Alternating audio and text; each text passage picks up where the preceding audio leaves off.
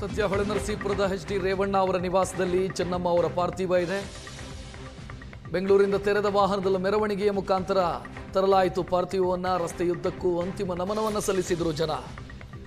ಭಾವನಾತ್ಮಕ ಕ್ಷಣ ಇದು. ನನ್ನ ತಾಯಿ ಅಪಾರ ದೈವ ಭಕ್ತರು, ಅವರ ನೆಚ್ಚಿನ ತಾಣದಲ್ಲೇ ಅಂತಿಮ ಕಾರ್ಯ, ಅಂತಿಮ ವಿಧಿವಿಧಾನ ನಡೆಯುತ್ತೆ. ಕೊನೆಯ ಪುತ್ರ ರಮೇಶ್ ಅವರು ಅದನ್ನು ನೆರವೇರಿಸ್ತಾರೆ ಅಂತ ಸುವರ್ಣ ನ್ಯೂಸ್ಗೆ ಎಚ್.ಡಿ. ಕುಮಾರಸ್ವಾಮಿ ಅವರು ಮಾಹಿತಿ ಕೊಟ್ಟಿದ್ದಾರೆ. ಅಂತಿಮ ಸಂಸ್ಕಾರದ ವಿಧಿವಿಧಾನವನ್ನು ಕಿರಿಯ ಪುತ್ರ ಎಚ್.ಡಿ. ರಮೇಶ್ ಅವರು ಮಾಡ್ತಾರೆ ಅನ್ನೋ ಮಾಹಿತಿ ಕೊಟ್ಟಿದ್ದಾರೆ ಕುಮಾರಸ್ವಾಮಿ. ಇಲ್ಲ, ಇವತ್ತು ಈಗ ದರ್ಶನಕ್ಕೆ ಈಗ 6 ಗಂಟೆಯಿಂದ ಪ್ರಾರಂಭ ಆಗುತ್ತೆ. ಈ ಭಾಗದ ಏನು ಅಭಿಮಾನಿಗಳಿದ್ದಾರೆ, ದೇವೇಗೌಡರ ಸಹಪಾಠಿಗಳು, ಅವರ ನಮ್ಮ ತಾಯಿಯ ಒಂದು ಕೈಯಿಂದ ತುತ್ತು ನೀಡಿರ್ತಕ್ಕಂಥ ಜನ, ಅವರುಗಳ ದರ್ಶನಕ್ಕೆ ಈಗ 6:30 ಶುರು ಪ್ರಾರಂಭ ಆಗುತ್ತೆ. ನಂತರ 10 ಗಂಟೆ ಮೇಲೆ ಎಲ್ಲ ಶಾಸ್ತ್ರಗಳು ಮುಗಿಸಿ ಇಲ್ಲಿಂದ ಮತ್ತೆ ಅವರು ಯಾವೊಂದು ಕೃಷಿಯನ್ನು ಮಾಡ್ತಾಯಿದ್ರು ಕೊಡವರಿಪೆ, ಆ ಭಾಗಕ್ಕೆ ಹೋಗಿ ಅಲ್ಲಿಂದ ಅಂಗರಳ್ಳಿ ಮಾರ್ಗವಾಗಿ ಏನು ಅಂತಿಮವಾದ ಒಂದು ಸಂಸ್ಕಾರ ಮಾಡ್ತಕ್ಕಂಥದ್ದಕ್ಕೆ ಈಗಾಗಲೇ ಸ್ಥಳ ನಿಯುಕ್ತಿ ಮಾಡಿದ್ದೇವೆ. ಅಲ್ಲಿ ಎಲ್ಲ ರೀತಿಯ ಕಾರ್ಯಗಳು ಮುಂದುವರಿಯುತ್ತೆ. ಯಾರು ನಡೆಸ್ತಾರೆ ಅಂತಿಮ ವಿಧಿವಿಧಾನ? ಇದೇ ಕೊನೆ ಮಗ ಏನಿದ್ದಾರೆ ಡಾಕ್ಟರ್ ರಮೇಶ್, ಬಹುಶಃ ಅವರಿಂದ ಮಾಡಿಸ್ತಾರೆ. ಕೊನೆ ಮಗ, ನಮ್ಮಲ್ಲಿ 4 ಜನ ಬ್ರದರ್ಸ್ ಏನಿದ್ದೀವಿ, ಕೊನೆಯವರು ಡಾಕ್ಟರ್ ರಮೇಶ್ ಇದ್ದಾರೆ. ಬಹುಶಃ ನಮ್ಮ ಶಾಸ್ತ್ರ ಪ್ರಕಾರ ಕೊನೆ ಮಗ ಮಾಡಬೇಕಾಗುತ್ತಾ ಈಗ. ಸರ್, ಅಂದ್ರೆ ಅತ್ಯಂತ ಭಾವುಕವಾದಂತ ಕ್ಷಣ. ಯಾಕೆಂದ್ರೆ ಆ ದಾರಿ ಉದ್ದಕ್ಕೂ ಕೂಡ ಸಾವಿರಾರು ಕಾರ್ಯಕರ್ತರು, ಅಭಿಮಾನಿಗಳು, ಜನರು ನಿತ್ಯ ಅಂತಿಮ ನಮನ ಸಲ್ಲಿಸಿದರು.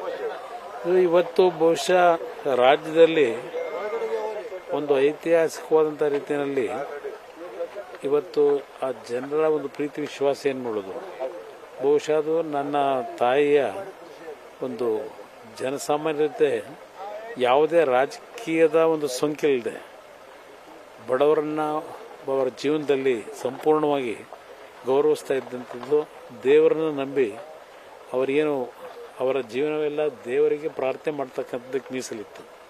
ಅದರ ಒಂದು ಶಕ್ತಿ ಮತ್ತು ನಮ್ಮ ತಂದೆಯವರ ದುಡಿಮೆ, 70 ವರ್ಷಗಳ ದುಡಿಮೆ, ಲಕ್ಷಾಂತರ ಕುಟುಂಬಗಳಿಗೆ ಅವರಿಂದ ಅನುಕೂಲಗಳೇನಿದೆ, ಅದೆಲ್ಲದರ ಹಿನ್ನೆಲೆಯಲ್ಲಿ ನಾಡಿನ ಈ ಭಾಗದ ಜನತೆ ಒಂದು ಗೌರವ ಸಲ್ಲಿಸ್ತಕ್ಕಂಥದ್ದಕ್ಕೆ ಬಹುಶಃ ರಾಜ್ಯದಲ್ಲಿ ಈ ರೀತಿಯ ಒಂದು ಅಂತಿಮ ದರ್ಶನವನ್ನು ಪಡೆಯತಕ್ಕಂಥದ್ರಲ್ಲಿ ಒಂದು ದಾಖಲೆ ಆಗಿದೆ ಅಂತಕ್ಕಂಥದ್ದು ನನ್ನ ಅಭಿಪ್ರಾಯ. ಸದ್ಯ ಚೆನ್ನಮ್ಮ ಅವರ ಪಾರ್ಥಿವ ಎಚ್.ಡಿ. ರೇವಣ್ಣ ಅವರ ನಿವಾಸದಲ್ಲಿದೆ. ರೇವಣ್ಣ ಅವರು ಮಾತನಾಡಿದ್ದಾರೆ, ನಮ್ಮ ತಾಯಿ 10 ರೂಪಾಯಿಗೆ ಬಾಡಿಗೆ ಮನೆಯಲ್ಲಿದ್ದರು. ಅಂತ್ಯ ಸಂಸ್ಕಾರದ ಜಾಗಕ್ಕೆ ಹೋಗಬೇಕಾದ್ರೆ ಅಲ್ಲಿಂದಲೇ ಹೋಗ್ತೀವಿ, ಅಲ್ಲಿಗೂ ಕೂಡ ಪಾರ್ಥಿವವನ್ನು ಕೊಂಡೊಯ್ಯಲಾಗತ್ತೆ. ಹೊಳೆನರಸೀಪುರದಿಂದ ಹರದನಹಳ್ಳಿವರೆಗೆ ಸಿಗುವಂಥ ಹಲವು ಗ್ರಾಮಗಳ ಮುಖಾಂತರ ಅಂತ್ಯಕ್ರಿಯೆಯ ಸ್ಥಳಕ್ಕೆ ಹೋಗ್ತೀವಿ. ನನ್ನ ಚಿಕ್ಕ ತಮ್ಮ ರಮೇಶ್ ಅಂತಿಮ ವಿಧಿವಿಧಾನವನ್ನು ನೆರವೇರಿಸ್ತಾರೆ ಅಂತ ರೇವಣ್ಣ ಮಾತನಾಡಿದ್ದಾರೆ. ಸರ್, ಈಗ ಚೆನ್ನಮ್ಮನವರ ಅಂತಿಮ ವಿಧಿವಿಧಾನ ಘಟ್ಟಕ್ಕೆ ತಲುಪಿದ್ದೀವಿ. ಯಾವ ರೀತಿಯಾಗಿ ಪೂಜೆ ಪುನಸ್ಕಾರ ನಡೆಯುತ್ತೆ, ಯಾರು ನೆರವೇರಿಸ್ತಾರೆ ಸರ್? ಕಂಪ್ಲೀಟ್ ಡೀಟೇಲ್ಸ್ ಹೇಳೋದು ಸರ್. ಇಲ್ಲಿ ಪೂಜೆ ಈಗ ಮನೆಯಲ್ಲಿ ನಾವು ಮಾಡ್ತೀವಿ. ಮಾಡಿ 10 ಗಂಟೆಗೆ ಅವರು ಲಕ್ಷ್ಮೀ ನರಸಿಂಹನ ಮನೆ ಹತ್ರನೇ ವಾಸಕ್ಕಿದ್ದಾಗ 10 ರೂಪಾಯಿ ಬಾಡಿಗೆ ಮನೆಯಲ್ಲಿ, ಅದಕ್ಕೋಸ್ಕರ ಅಲ್ಲಿ ಹೋಗಿ ಅಲ್ಲಿಂದ ಲಕ್ಷ್ಮೀ ನರಸಿಂಹ ಸ್ವಾಮಿನ ಅಲ್ಲಿಂದ ಹೊರಟು ಅವರು ಪುಡಲಿ ಪೂಜೆಲ್ಲ ಅವ್ರದ್ದೇ ಜಮೀನು ಅವ್ರ ಹೆಸರಲ್ಲೇ ಇತ್ತು. ನಮ್ಮ ತಂದೆ ತಗೊಂಡಿದ್ದ ಆ ಟೈಮಲ್ಲಿ 62ರಲ್ಲಿ ಅಲ್ಲಿಗೆ ಹೋಗಲೇಬೇಕು ಅಂತಂದರೆ ನಮ್ಮ ತಂದೆ ಅದು ಮುಗಿಸ್ಕೊಂಡು ಹರದನಹಳ್ಳಿಗೆ ಹೋಗ್ತೀವಿ ನಾವು. ಅಲ್ಲೇ ಹನುಮನಹಳ್ಳಿ ಮೇಲೆ ಇಲ್ಲೇ ನಾಗಲಾಪುರ, ಸಂಕನಹಳ್ಳಿ, ಕಳ್ಳಿಕೊಪ್ಪಲು, ಮಾರಗೋನಹಳ್ಳಿ, ಕಟ್ಟಹಳ್ಳಿ, ಹನುಮನಹಳ್ಳಿ, ಬಸವನಾಯಕನಹಳ್ಳಿ, ಅಂಗರಹಳ್ಳಿ ಮೇಲೆ ಹರದನಹಳ್ಳಿಗೆ ಹೋಗ್ತೀವಿ.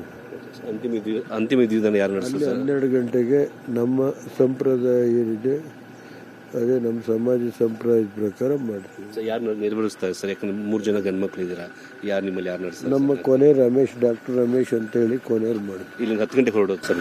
ಇಲ್ಲಿಂದ 10 ಗಂಟೆಗೆ ಬಿಡ್ತೀವಿ.